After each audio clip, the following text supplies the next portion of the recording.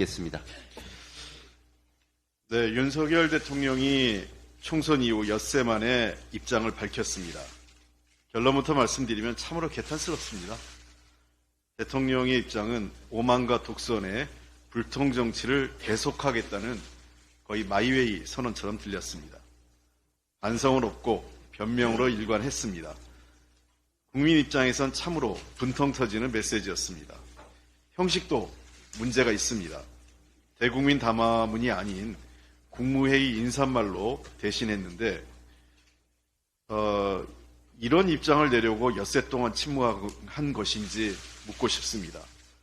선거 이튿날 이관섭 비서실장을 통해 발표한 55자의 입장과 무엇이 다른 건지 잘 모르겠습니다. 안 하느니만 못한 입장 발표였다고 생각을 합니다. 이번 총선에서 확인한 국민의 민심은 오만과 독선의 국정기조를 전면적으로 전환하고 민생과 경제를 실질적으로 해결할 수 있는 방안을 제시해달라는 주문이었습니다. 그러나 대통령은 진단도 대안도 다 틀렸습니다. 어느 것 하나 동의하기 어렵습니다. 대통령은 지금 이번 총선의 민의를 제대로 읽지 못하고 있는 것 같습니다. 특히 방향은 옳았지만 국민이 체감하지 못하는 것이란 말로 자기 합리화를 했습니다. 국민이 생각하는 것은 방향도 틀렸고 대책도 없고 책임도 없었다입니다. 사실상 이번 총선은 윤석열 정부의 중간평가로 국민들께서는 국정운영 방식에 낙제점을 준 것입니다.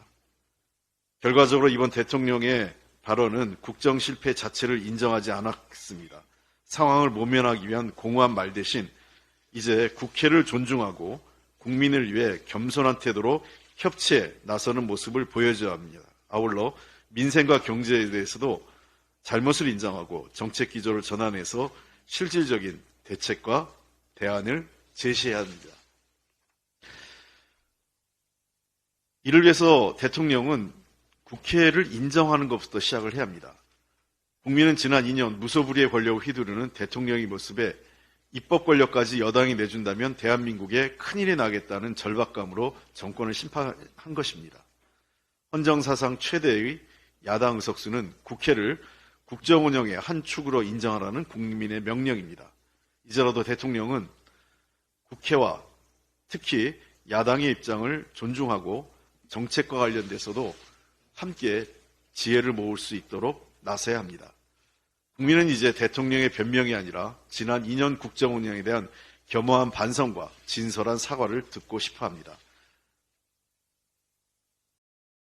오늘로 21대 국회 임기가 42일 남았습니다. 민주당은 국민의 국회, 책임지는 국회, 일하는 국회로 마무리할 수 있도록 최선을 다할 것입니다. 아직 해결하지 못한 민생 현안 등 입법 과제가 산적한데 의사일정 협의를 시작으로 다음 주부터 본격적으로 상임위를 가동해서 민생 법안을 꼼꼼하게 챙기겠습니다. 여당에게도 촉구합니다. 시간이 없습니다. 선거 패배로 인한 여당의 상황을 이해 못하는 바는 아니나 그것이 민생 법안 처리를 미루는 이유가 될 수는 없습니다. 산적한 민생 법안 처리는 선택이 아닌 필수고 여당은 민생을 무함 책임지겠다는 태도로 마지막까지 국회 운영에 협조해야 합니다. 어제 국민의힘 지도부가 최상병 특검법 처리에 대해서 부정적 입장을 표명을 했습니다. 이제 선거 끝난 지 일주일도 지나지 않았습니다. 국민의 뜻을 헤아리겠다고 한 지 며칠이 지났다고 벌써부터 이러한 국민적 관심사, 그다음에 국민의 의사를 반대하는 입장을 내놓는 것에 대해서 매우 유감스럽게 생각합니다. 명명백백히 밝혀서 책임이 묻고 다시는 이런 비극이 일어나지 않도록 하는 것이 국민의 뜻이자 국회의 책임입니다. 총선에 드러난 민심을 받들어 정부 여당은 국민의 뜻에 응답해야 합니다. 국민의힘은 여야 합의로 최상병 특검법이 합의 처리될 수 있도록 전향적인 입장에 나설 것을 다시 한번 촉구합니다.